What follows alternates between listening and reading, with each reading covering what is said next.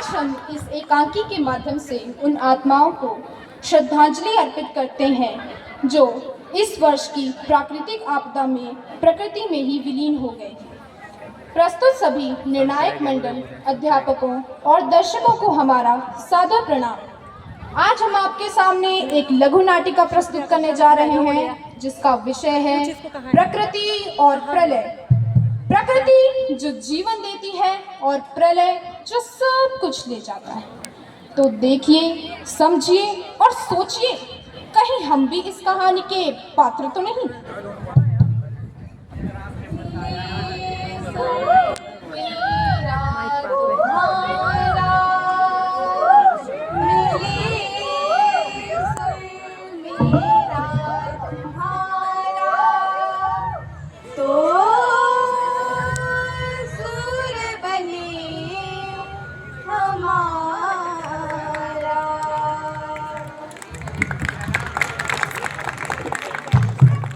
मैं गंगा हूँ, मैं हिमालय हूँ।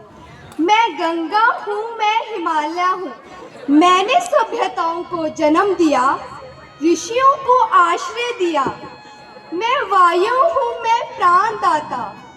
मैं सूर्य हूँ, मैं चंद्रमा। मैं पृथ्वी हूँ और जो सबका पालन पोषण करती है वो माँ मैं हूँ।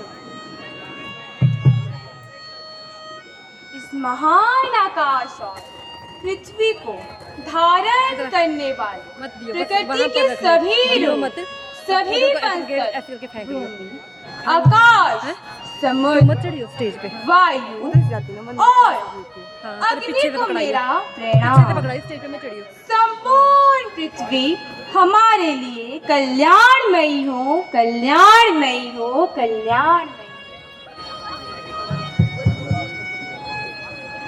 प्राचीन समय में पृथ्वी को महत्व दिया जाता था, माता के सम्मान पूजा जाता था।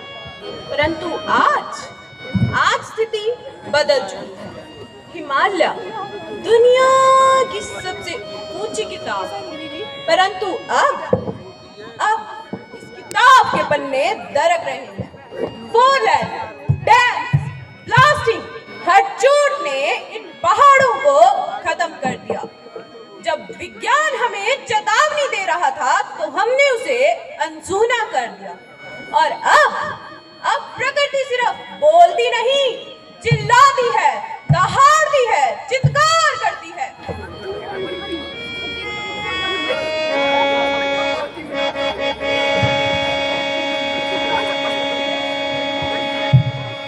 सुन प्रकृति, तेरे जंगल, तेरे नदी ताल मुझे रोक ना पाएंगे।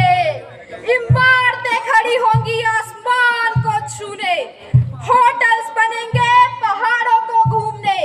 जमीन तुझे चाहिए पर मुझे मेरे शहरों का रूप बनाना है।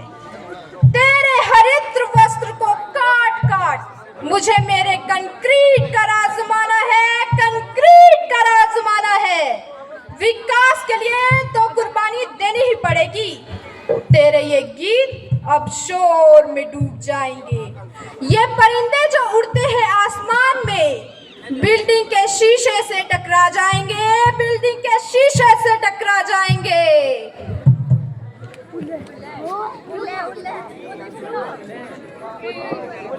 तुम कह रहे हो विकास के लिए मेरा बलिदान होगा, तो सुन, जब ये पेड़ ना रहेंगे तो तेरी सांसें घुट जाएंगी। जब ये पेड़ ना रहेंगे तो तेरी सांसें घुट जाएंगी। जब ये परिंदे ना रहेंगे तेरी खामोशी तुझे खा जाएगी, तेरी खामोशी तुझे खा जाएगी। भागो, बादल फटाओ, बचाओ, बचाओ, भागो।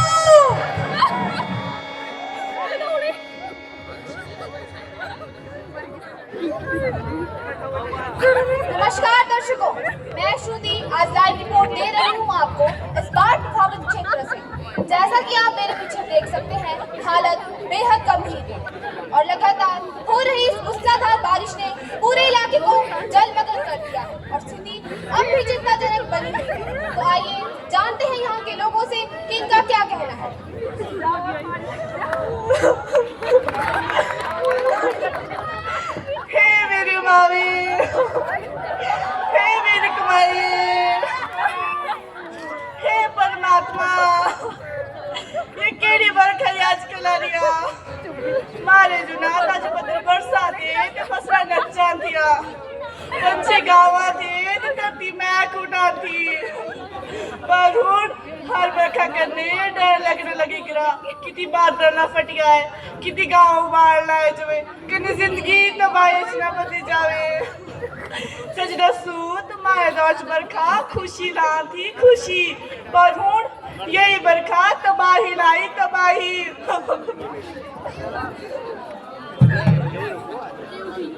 हे भगवान ने योगी प्रलय हो गयो धराली में लो घर बार छोड़ी भाग्यो रुद्रप्रयाग ऋषिकेश तक गंगा उफान माइज देहरादून में बारिश का कर सब कुछ डुबा गया हमारे खेत खलियान घर बार सब पानी में बह गया बच्चा दूध मांगता छे बुजुर्ग दुभाई पर कौन सहारा ने ये पहाड़ तो हमारा जीवन थे अब यही पहाड़ हमारा दुख दर्द बन गया छे दुख दर्द बन गया छे हमने लोगों के लिए सड़कें चाही लेकिन मिला क्या लैंडस्लाइड और बढ़ते हुए मकान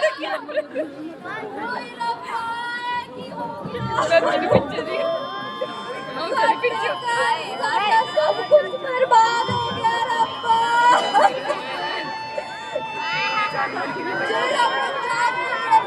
कटोरा कहता सी पंजाब जमीन नु पानी विच डूबता देख रहे रब्बा औरत बूढ़े बच्चे जनाना को डर के जी रहे ने ओ परमात्मा ओ वाहेगुरु केड़ा डर जाया कि कसूर सी साडा कि गुनाह कीता सी असियो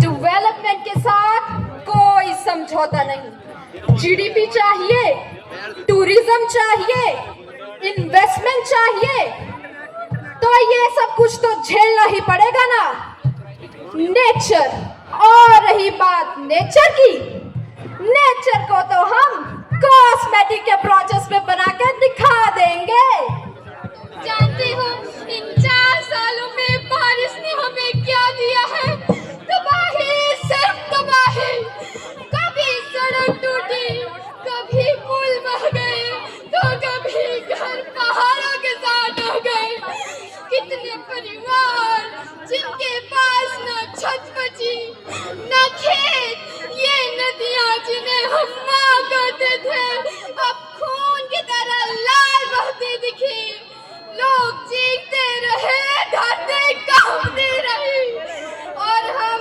आसमान की ओर देखते रहे क्योंकि कोई जवाब नहीं था आज जब भी बादल घिरते हैं ना तो बच्चे बारिश का गीत नहीं गाते बल्कि पूछते हैं अम्मा क्या फिर बाढ़ आएगी हिमाचल मेरी धरती पहाड़ों की गोद में मैं पली बड़ी आज मैं खुद से ही पूछती हूँ क्या ये वही घर है या धीरे धीरे मौत का मंजर बन चुका है धीरे धीरे मौत का मंजर बन चुका है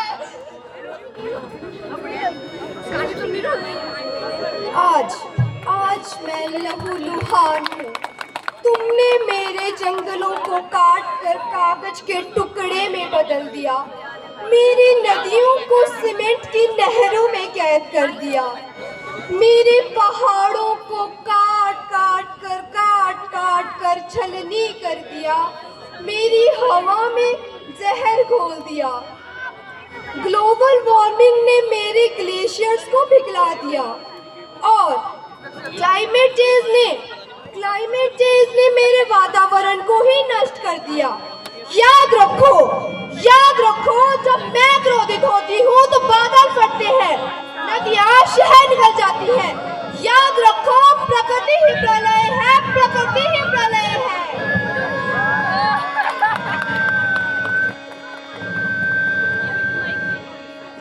वर्षा, एक संदेश हर तूफान, एक चेतावनी।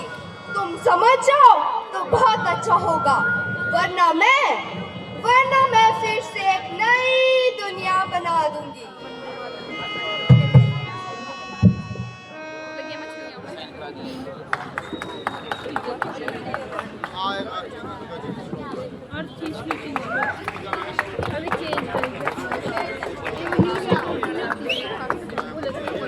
Yeah, it's true.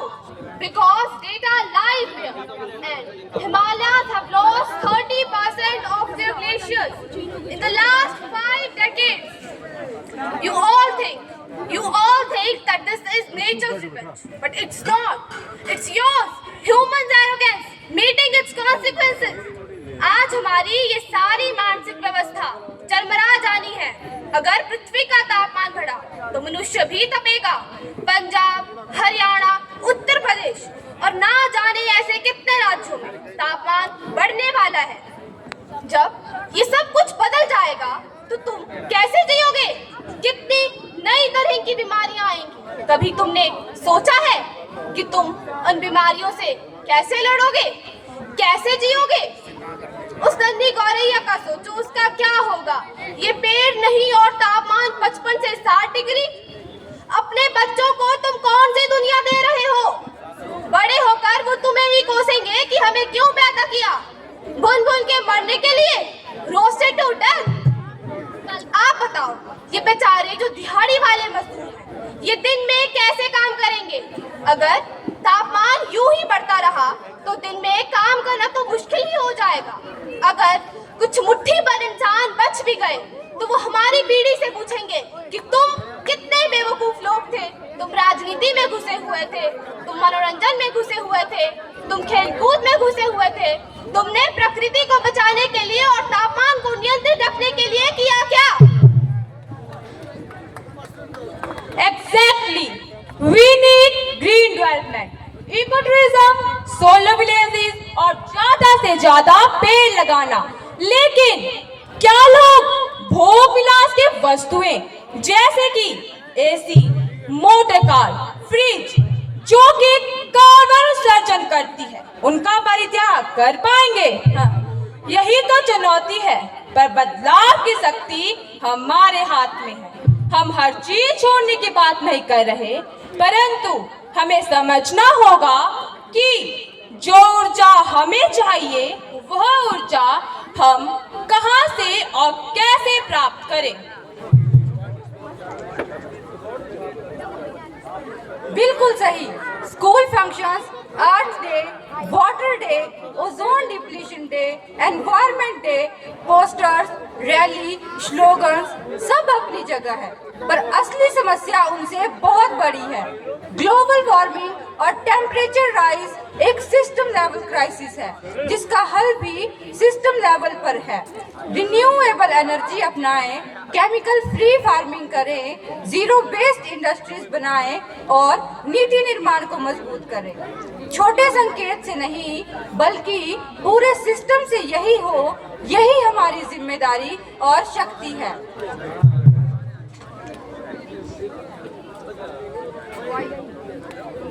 सच तो यह है इवन अगर आज ये सारे पॉल्यूशन रुक जाए, फिर भी अगले 20-20 सालों तक गर्माहट रुकने नहीं वाली, क्योंकि कार्बन डाइऑक्साइड हवा में 100 साल तक रहती है।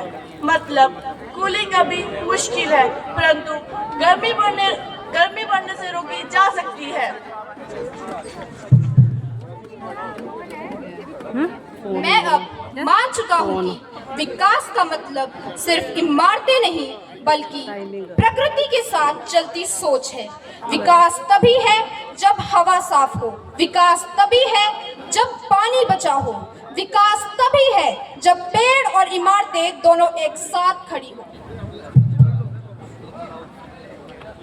तो इस लघु नाटिका के माध्यम से हम समाज में यह संदेश पहुंचाना चाहते हैं कि प्रलय रुकेगा तभी जब प्रकृति और विकास शत्रु नहीं बल्कि मित्र बनकर रहेंगे। अब समय है कि हम सब प्रकृति को शब्दों में नहीं बल्कि संगीत में नमन करें। तो आइए हम सब मिलकर प्रकृति की प्रशंसा में एक गीत गुनगुनाएं।